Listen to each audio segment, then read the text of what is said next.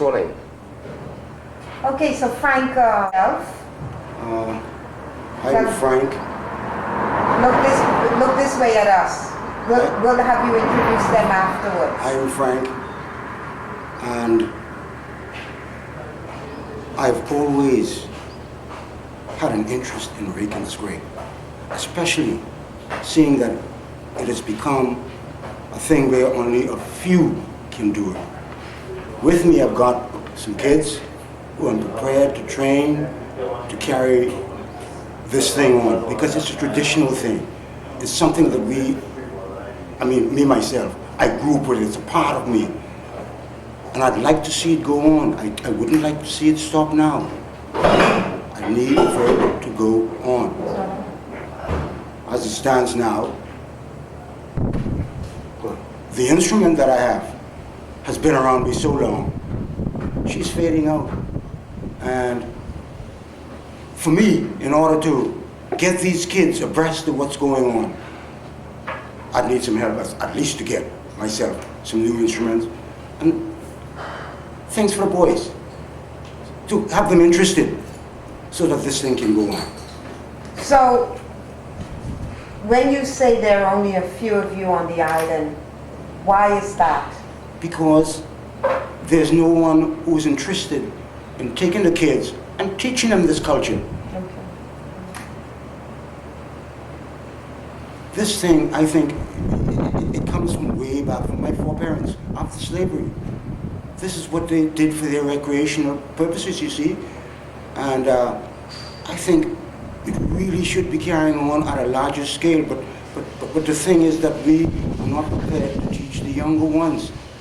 And this is something, it's my plan to do that. At all costs, I would do that. Yeah, it's your mission. It's my mission. And what do you need to be able to pass this on? And how is it very difficult to learn? Does it take years? What? It doesn't take years. As long as, like the boys I have, they're very interested. But I am not gonna just leave. This is the old accordion that I have. Right. This is not, suitable to like teach them on. Okay. But if I can get something whereby maybe one, two, maybe they watch me and then they do and what then I do. Do the same they thing. do the same thing. This would be so great. So we have, okay, all right. This would be so great. So you would need, your dream is to have at least two or three accordions. 2 or 3 accordions. So that you can transmit. So we because the difficult part in the rake and scrape is the accordion then. It is the accordion. It is the accordion. Once if I have one, and I can issue one to my 2 boys, they watch me, they listen to the tones, and then I let them start off with simple sounds. Simple sounds. We usually mainly start off with like religious sounds, simple, and then we lead on to the more difficult sounds, and then into rake and scrape. And because the drum is elementary, that's like, the drum we can always teach the beat of the drum. But this is the most important thing, and this is what we really need to carry on my mission. Frank, talk about this. I understand your mission, which is to transmit your knowledge, but there's also you and how you started and why you started and why and how and when did you suddenly realize that it was important? When in your life did you decide, what was it like for you growing up, and how did you learn the accordion? My grandfather, but he played a different one. He played the concertina one. So when he played the concertina, the music sounded very well. And we couldn't afford, my father or my parents couldn't afford to buy an accordion. But by some miracle, my brother, my oldest brother, he saw it fit and he bought one. He bought an accordion. And every evening, I'm on that accordion because I saw my grandfather and they did it. And they made good music. They danced, they carried on. They made good music. So I knew it was a part of our culture. It's from where we came from. And I decided to learn to play this. Well, after a while it went out of me. And I went away did various things, and behold, I came up with some guys who were very interested in it, as I was, and so we started it out. We started it all over again. The first time it was recorded in the Bahamas on national radio. That was you? That was me. Uh-huh. That was me. I was there. Not playing the accordion then. I was a drummer. I played the drums. Mm-hmm.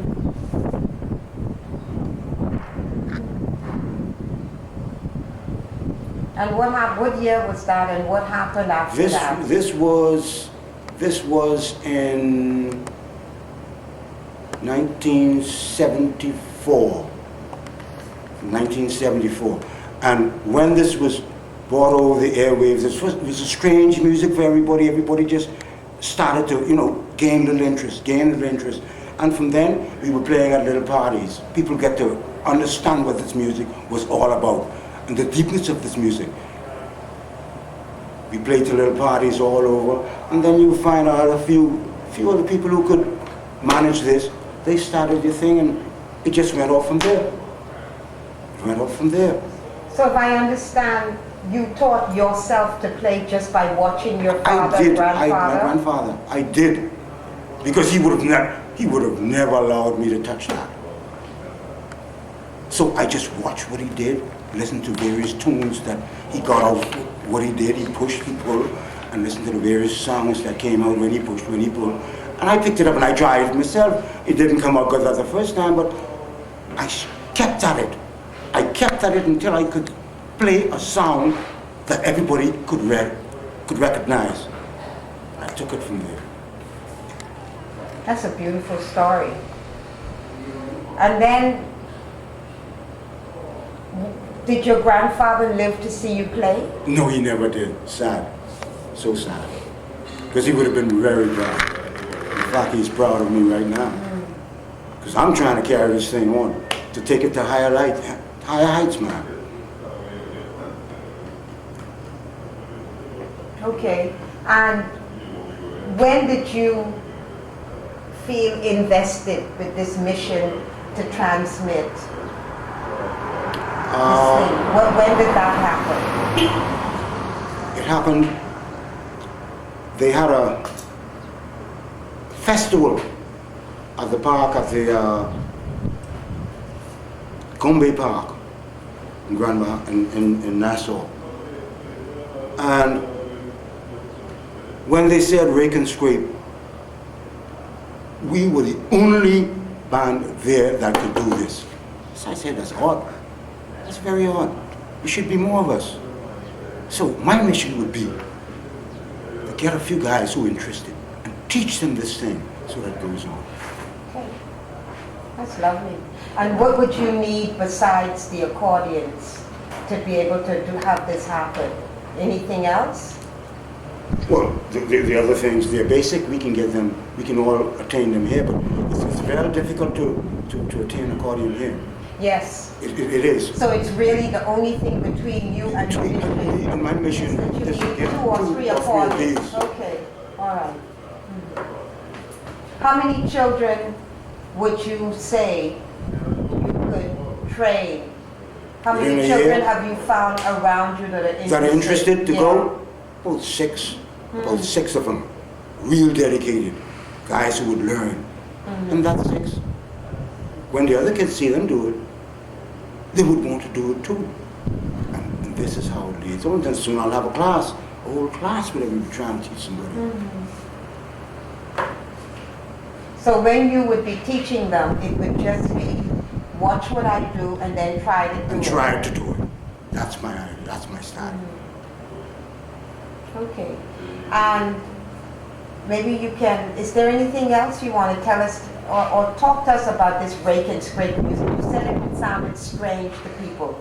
Why is it that being in the Bahamas, this music being so traditional, why does it come off sounding strange, and why was it so unknown? Because we let it die after the older folks left. They never thought to teach us. Okay, so there was a period when this music was going full boom. Live. Especially in Keraran. Especially in Keraran. This was the real music. I see. This was the music.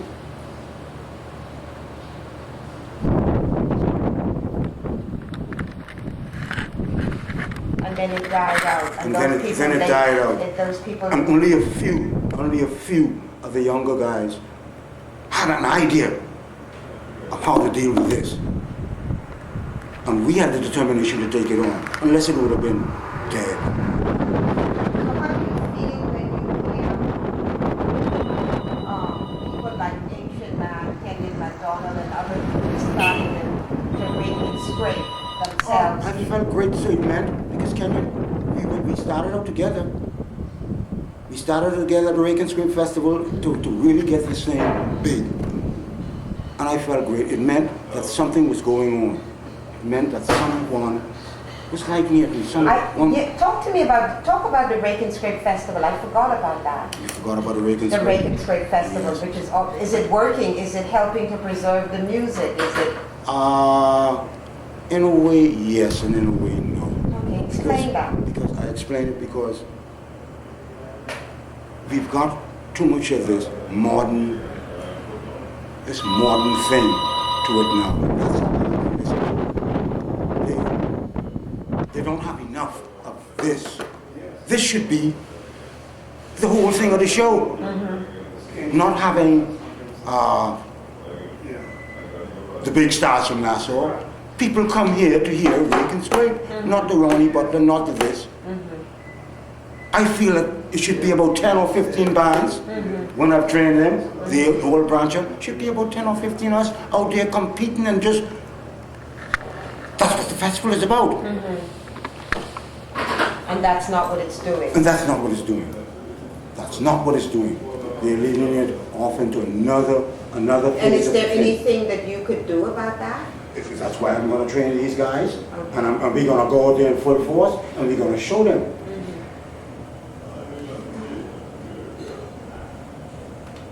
All right, well, is there anything else you feel you need to say?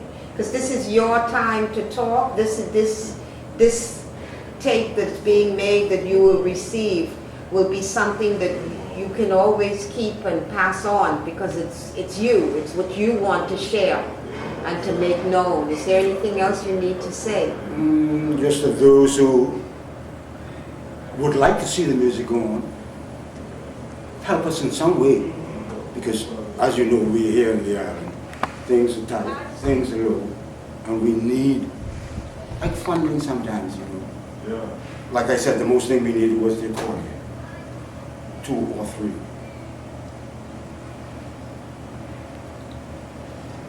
Well, we will certainly take your cause back with us, because in France, my album, you have my album? I have one, no, didn't I give you an album? You told me. I will give you an album.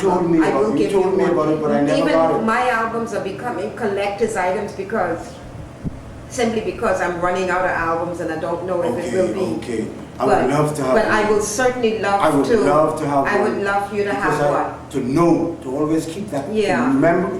To memorize. Yeah. And to know that you did it and you helped. And on my album. You helped.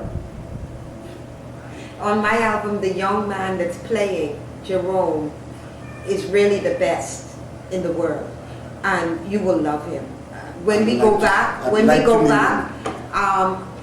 you're going to play, and we're going to show him. We're going to show him what you do, and we're going to talk to him about your dream. Yes. And we're going to try to see if Hona can help, at least get you the accordion you need. That's what we will work on for you. Okay. Because you just said if that's what you need, then we're going to try to do our best for you to get that. Thank you. Okay? Could you hold a minute, please? Yes, of course. Just give me a break here. This is Prince Williams. I saw Sprinkle. He's 14 years old. And Sharon Simmons. He's my drummer. He's 15 years old. By the time these guys if I get what I want in time, by they reach the age of 18, they'll be better than I am. They would be better than I am. Because if you do it, I would. All right. I would.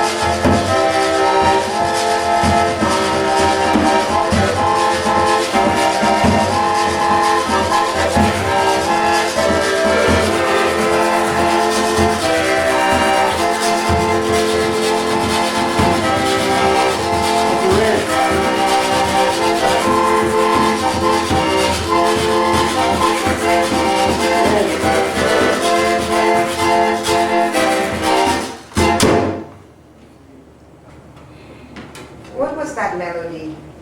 Bullfroggers dressed up in soldiers' clothes. I didn't recognize that. Yeah.